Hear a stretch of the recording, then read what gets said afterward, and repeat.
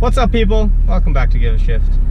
This week we are in Nate's 2006 Mazda 6 V6. So if you guys have been kind of checking out the channel a little bit, we did an exhaust install on this a little while ago. You guys may remember Nate from the weekly show this past Monday, and a couple other videos he's been in, various different things. Regardless, I wanted to shoot his car for a little while. I was hoping he would have his summer wheels on, but he still has yet to get tires for those. So unfortunately, we're still on his stock wheels that he just uses for winter. But I mean, they're still fine. They work. Yeah, let's go for a little drive and see how this thing whips around some corners. I've never really taken it on any you know, fun corners or anything like that. So let's go do it. Now, like I said, this is the V6 model. And like I did say again, if you guys watched the video a little while back, we did do a brand new aftermarket MagnaFlow catback install on this car. It sounds quite nice now.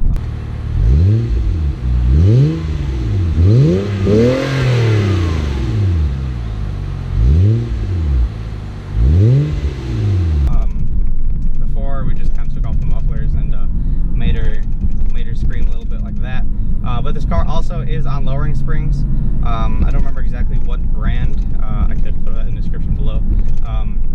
And this car also has like a little intake box mod to make it sound a little bit deeper. As we go around some tight little corners here. One thing this car could probably use a little bit of are some sway bars, just to kind of help that body roll a little bit. Now, this is a Mazda 6. It's not the Speed 6 or anything like that, which is like their kind of hot version of this car. Hopefully, maybe soon I'll get to drive and review one of those. A friend of ours has one, but we'll see. It's got some issues, so we're still trying to sort that out. But I don't know. We'll see. Stick around. Maybe we'll shoot something like that. Regardless, this car is just a V6. Nothing too special. It is a 6-speed automatic. I mean, it works. It's fine. It's a good daily. It sounds nice. It pulls all right. Something that's kind of weird about this car is the power band. It's really interesting. There's nothing down low until you hit about 4,000 RPM, I believe is where peak torque is. Now, speaking of torque and power figures, this car makes about 215 horsepower, and I think it's 199 or 200 torque. Kind of a weird number. But as I've floored here in second, there's nothing. Then it pulls once I hit 4 grand, all the way up to 6,500. But it's super weird. Like, off the line, you can't even do a burnout. Like, you can't skip the tires or anything. It's super weird. It's a very, yeah, like you have to rev it out, which is kind of interesting that Mazda did it that way. Anyway, transmission is pretty good. You can shift it manually. The downshifts are a little hard, but you know, it's nothing special. It's just a conventional automatic. Upshifts are fine. Everything's good there. It's a comfortable car. We actually took this car last summer all the way down to Georgia, and actually all the way down to Florida, all the way down to Tampa area. So it's a nice, comfortable car. I think on the way down we averaged in the high 20s, low 30s miles per gallon wise. So it gets decent gas mileage when you're just cruising. I believe Nate told me that if he's just, you know, normal city driving combined, he gets somewhere in the range of about 20 miles per gallon. So it's not amazing, it's not horrible, but you know, it's in that range. Me personally, I don't really care that much about MPGs, but if you care, there's your stats. It also has about an 18-gallon tank, so it's also a pretty large fuel tank. So your range is decent, but it's nothing crazy. Now, back to interior. It is a very big, nice, roomy car. Like, it's a real nice big back seat. Like I said, we did drive this all the way down to Tampa area. We put 5 guys in it. 5 guys. Well, what am I saying? We put 4 dudes in it for about 6 hours down from Atlanta area, Macon area. So I mean, it was fine. It wasn't too terrible. You can fit 4, you know, normal dudes in it. Big trunk. He's got some subs back there right now, so it bumps pretty hard. But if you take those out, massive trunk there. So how it drives. Now this is a pretty awful road right here, but it's still not too bad. You know, with these lowering springs, it really makes the car look really, really good. With his wheels, with his summer wheels on, it looks pretty dope. Here's a little photo of it right here. I really like it. Like I said, still needs to get some tires for those wheels and kind of balance them out a little bit. They're pretty worn and they're not very well balanced. but hopefully later this summer he will. Anyway, it looks pretty good with the springs on it. It really transformed the car. It looks a lot better. I really like this blue as well. It's probably one of my favorite blues, to be honest. He's kind of, you know, he goes back and forth on whether he likes it or not, but I really dig it. Like I said though, these lowering springs really make the car. It made it handle quite nice too. The steering, like the weight, isn't too bad. I mean, it's a little vague in the center, but once you kind of start dialing some more angles into the steering, some more degrees rather, it feels pretty good. It is a little lazy around corners. As we hit this corner one more time here, so we go up the hill, kind of leans over. I bet you some different tires with like a harder sidewall might help that a little bit too. As I floor up the hill here, you really get a lot of induction noise there. Exhaust sounds pretty good too. It's not a screamer. It's nothing like that TL, the Acura TL Type S that I filmed a little while back in Denver. If you haven't checked that video out, definitely check that one out. I really enjoyed that car. But it's nothing like that. It doesn't scream. It's not like a Honda V6. It's nothing like that. But it sounds pretty good. It's still nice and refined. I really like it. It sounds really good when he kind of gets on it as he passes by. But yeah, pretty nice car. Interior is very well laid out. Everything feels very quality. So yeah, it is a Mazda. With that, you get some pretty good reliability. So as far as I know, there haven't been really too many things go wrong with this car, other than just normal maintenance. I believe he did some ball joints and things a little while back, did control arms. He had to do a fuel pump. There's one kind of weird knocking thing going on. If you go like full locked to the left, I don't know what it is. It's super weird. It's not ball joints. It's not control arms. I don't know. No one. He's taken it to like 3 shops. Haven't figured it out. So if you have any ideas on that, let me know. But other than that, it's been pretty good to him. Engine's been strong and has 179,000 miles currently. It still feels pretty fresh. The exterior is pretty good. Mostly rust free. It's not bad for a Wisconsin car, to be honest. Like I said, it is just his daily. Nothing special here. A couple little mods to make it look a little nicer. Got some new headlights up front with some nice projectors there. As we take this right-hander, you know, it handles pretty good.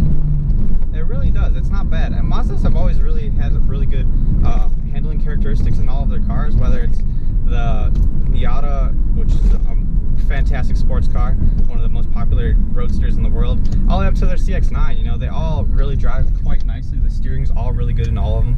I believe this specific car still has hydraulic power steering, which is totally fine. Even their new ones with electric power steering, they really figured all that out. All right, let's do a little pull here in automatic. So I floor it. Come on.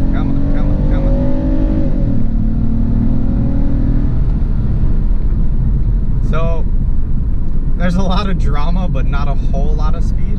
My Mark IV is a little bit faster than this. It'll pull on it pretty good, but I mean, yeah, it's super weird, you know. Like, you'd expect for 215 horsepower that it would pull harder and it'd be a little faster, but even before my Mark IV, I actually had an 03 Ultima with the 2.5, and with that car had about 185 horse, I think it was, from the factory, something like that. That kept up with this, which is really weird. Now, it is a little bit lighter than this. This car weighs around 3,400 pounds, I think it was. So, I mean, it's a little heavy, but it's still really interesting. I really want to know why Mazda decided to tune the engine in this way, that you really have to rev it out to get any sort of power out of it. Maybe fuel economy, I don't know, to be honest, but yeah. If I haven't mentioned this already, it's the V6, it's the 3.0? I think it's the 3.0 V6. Here's a little engine bay shot right here, just to make sure. I believe it's 3.0, I could be wrong. But this is, like I said, it's an 06, so it's during the Ford era of Mazda ownership. Ford used to own Mazda. So it's kind of during that era. So yeah, I don't really know what else to talk about in this car, you know. I really like this car. I've had a lot of seat time in it, not necessarily driving, but like ridden around in it. He's had it for, I think around 2 years, maybe going on 3. I don't even know. He's had it for quite some time. But I really like like it. It looks really nice. This is probably one of my favorite generations of Mazda 6.